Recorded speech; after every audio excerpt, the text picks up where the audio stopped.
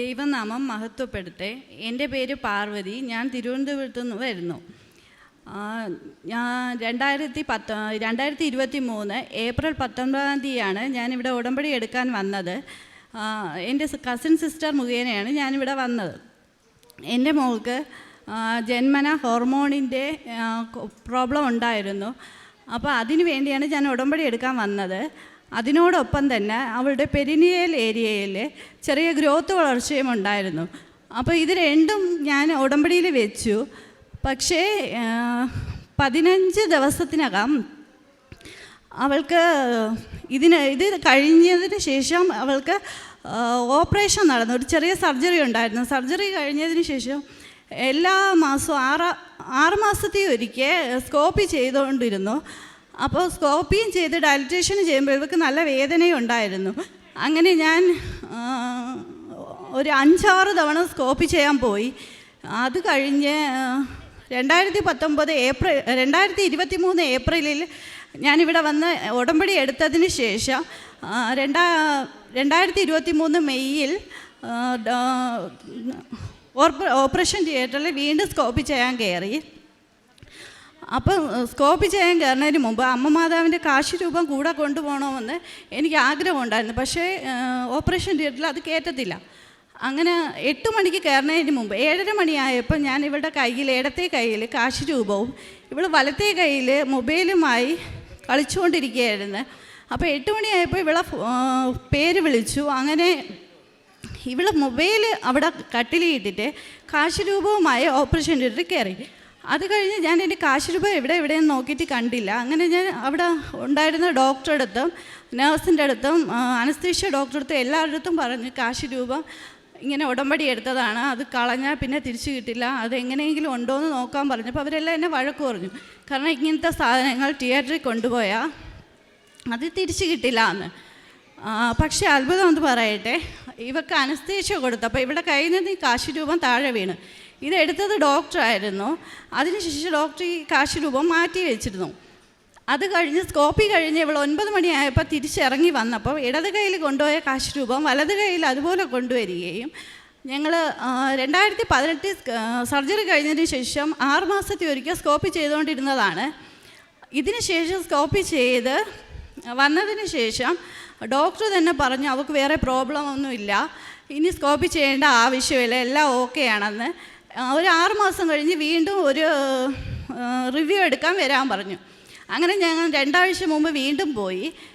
അതിനുശേഷം പോയതിന് ശേഷം വീണ്ടും ഇതൊന്ന് നോക്കാൻ ചെയ്ത് തിയേറ്ററിൽ കയറ്റിയില്ല അല്ലാതെ തന്നെ. അപ്പോൾ ഡോക്ടർ പറഞ്ഞു ഒരു കുഴപ്പവുമില്ല, ഇനി വരേണ്ട ആവശ്യമില്ല എന്ന് പറഞ്ഞു. അതുപോലെ തന്നെ അടുത്ത സാക്ഷ്യം, എനിക്ക് 1 വർഷത്തിൽ മേലെ അലർജിയുണ്ട് ചുണ്ടിന്മേലെ. അപ്പം അത് ഭയങ്കര വേദനയാണ്. അതിനുവേണ്ടി ഇംഗ്ലീഷ് മരുന്നും ആയുർവേദ മരുന്നും എല്ലാം കഴിച്ചു. ഗുളിക കഴിക്കുമ്പോൾ ഇത് കുറവുണ്ട്. അതിനുശേഷം ഇത് പിന്നെയും വരും. ഇവിടെ ഉടമ്പടി എടുത്തതിന് ശേഷം ഞാൻ വീട്ടിൽ ചെന്നപ്പോഴും എനിക്ക് അലർജി വന്നായിരുന്നു.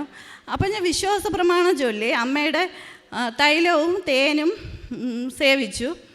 അതിനുശേഷം ഒരു 8 മാസമായി ഇന്ന് വരെ എനിക്ക് ആ അലർജി വന്നിട്ടില്ല. പിന്നെ ഈ മോളുടെ ഹോർമോൺ പ്രശ്നവുമായി ബന്ധപ്പെട്ട് മോൾ ഛർദ്ദിച്ചൊക്കെ കഴിഞ്ഞ് കഴിഞ്ഞാൽ പെട്ടെന്ന് ക്ഷീണം വരും, സോഡിയം ഒക്കെ കുറയുന്ന ഒരിതുണ്ടായിരുന്നു, അതുപോലെ തലകറക്കം. അങ്ങനെ ഇവിടെ വന്ന് ഉടമ്പടി എടുത്തതിന് ശേഷം തലകറക്കം വന്ന അമ്മയുടെ തൈലം തലയിൽ തൂത്തു കൊടുക്കുകയും ജപമാല കഴുത്തി ഇട്ട് കൊടുക്കുകയും ചെയ്തിരുന്നു. അങ്ങനെ ചെയ്യുമ്പോൾ അവൾക്ക് തലകറക്കം ഇല്ല. ഇപ്പം ഒരു 8 മാസമായിട്ട് തലകറക്കം വന്നൊരു സംഭവമേ അവൾക്കില്ല. കാരുണ്യ പ്രവൃത്തി എന്നത് ഞാൻ പത്രം വിതരണം ചെയ്യും, അതുപോലെ വൃദ്ധസദനങ്ങൾ സന്ദർശിക്കും, അവിടുത്തെ അമ്മമാരുടെയും അച്ഛന്മാരുടെയും അടുത്തിരുന്ന് ആഹാരം കഴിക്കും, പിന്നെ ഫുഡ് ഞാൻ ഉണ്ടാക്കി കൊടുക്കാറുണ്ട്. ഇത്രയും നന്മകൾ എനിക്ക് നൽകിയ ഈശോയോടും മാതാവിനോടും ഞാൻ വളരെയധികം നന്ദി പറയുന്നു. പരിശുദ്ധ അമ്മയുടെ മധ്യസ്ഥതയിൽ ലഭിച്ച അനുഭവത്തിൻ്റെ സാക്ഷ്യമേറെ, പ്രത്യേകിച്ച് തങ്ങളുടെ ഒരു അലർജിയുമായിട്ട് ബന്ധപ്പെട്ടൊരു കാര്യമാണ് ഒരു സാക്ഷ്യത്തിൽ പറഞ്ഞത്. അപ്പം അതിൻ്റെയൊക്കെ ഫോട്ടോയൊക്കെ നമ്മളിവിടെ കാണിക്കുകയൊക്കെ ചെയ്തതാണ്. അപ്പം അത് ഞാൻ എടുത്തു പറയാനുള്ള കാരണം, നമ്മൾ പല കാര്യങ്ങളും പല മരുന്നുകളും പരീക്ഷിച്ചിട്ട് നടക്കാതിരുന്ന ഒരു കാര്യം നമ്മൾ വിശ്വാസത്തിൽ പ്രത്യേകം സമർപ്പിച്ച് നമ്മളത് ചെയ്യുമ്പോൾ അതിനൊരു മാറ്റം ഉണ്ടാകുന്നുണ്ടെങ്കിൽ അത് മുകളിൽ നിന്നൊരു കൺഫർമേഷനാണ്. അതായത് നീ പ്രാർത്ഥിക്കുന്നത് എന്തോ അതിൽ സത്യമുണ്ട് എന്നുള്ള ഒരു കൺഫർമേഷനാണ് ഓരോ അടയാളങ്ങളും അത്ഭുതങ്ങളും എന്ന് പറയുന്നത്. അപ്പം അത് വ്യക്തിപരമായിട്ട് ലഭിക്കുന്ന വ്യക്തികൾക്കാണത് കൂടുതലായിട്ട് മനസ്സിലാകുക. ഒരു പക്ഷേ അത് സാക്ഷ്യമായിട്ട് പറയാൻ ശ്രമിക്കുമ്പോഴും ഒരു പരിധിവരെ പൂർണ്ണമായിട്ട് മനസ്സിലാക്കാൻ നമുക്ക് സാധിക്കത്തില്ല. അപ്പം അങ്ങനെയുള്ളൊരു സാക്ഷ്യം. പിന്നെ മറ്റതും കാശുരൂപം എന്ന് പറയുന്നത് ഇവിടെ നമുക്കറിയാം വളരെ പ്രത്യേകം വിധം ഇവിടുന്ന് ഉടമ്പടിക്ക് നൽകുന്ന കാശുരൂപം പ്രത്യേകം വിധം പ്രാർത്ഥിച്ച് നൽകുന്നതാണ്. അപ്പോൾ അതൊരു മാതാവിൻ്റെ സാന്നിധ്യം പോലെ കളയരുത്, അത് കയ്യിൽ വെക്കണം എന്നുള്ള പ്രത്യേകം നമ്മൾ പ്രാർത്ഥിച്ചത്. ഇപ്പം നിങ്ങൾ ഒരു പെട്ടെന്ന് മനസ്സിലാകാനാണെങ്കിൽ നിങ്ങൾ വിവാഹം എന്ന കൂദാശ സ്വീകരിക്കും, അല്ലെങ്കിൽ വിവാഹം കഴിക്കുമ്പോൾ നിങ്ങൾ ഈ താലിമാല എന്നൊക്കെ പറയുമ്പോൾ അതൊരു ബന്ധത്തിൻ്റെ സൂചകമായിട്ട് ഒരു പക്ഷേ അണിയുന്നൊരു വസ്തു എന്നതുപോലെ നമ്മൾ ദൈവവുമായിട്ട് പ്രാർത്ഥിച്ചൊരുങ്ങുമ്പോൾ ലഭിക്കുന്ന ഒരു ബന്ധത്തിൻ്റെ സൂചകമായിട്ട് നമ്മൾ കൈ കരുതുന്നതാണ്.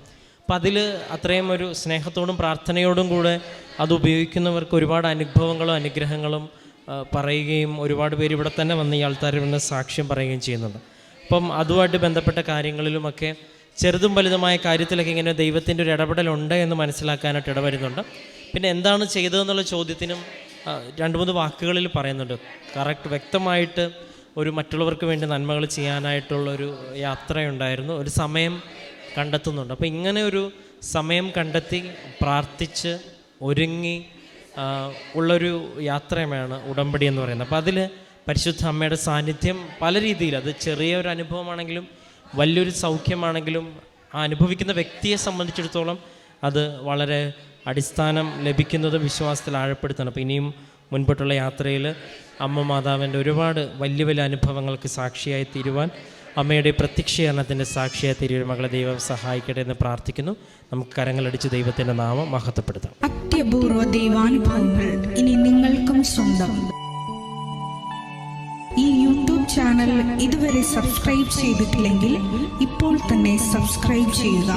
ഈ വീഡിയോ ഇപ്പോൾ തന്നെ നിങ്ങളുടെ സുഹൃത്തുക്കൾക്ക് ഷെയർ ചെയ്തുകൊണ്ട് കർത്താവിൻ്റെ പ്രേക്ഷിതരാകുക.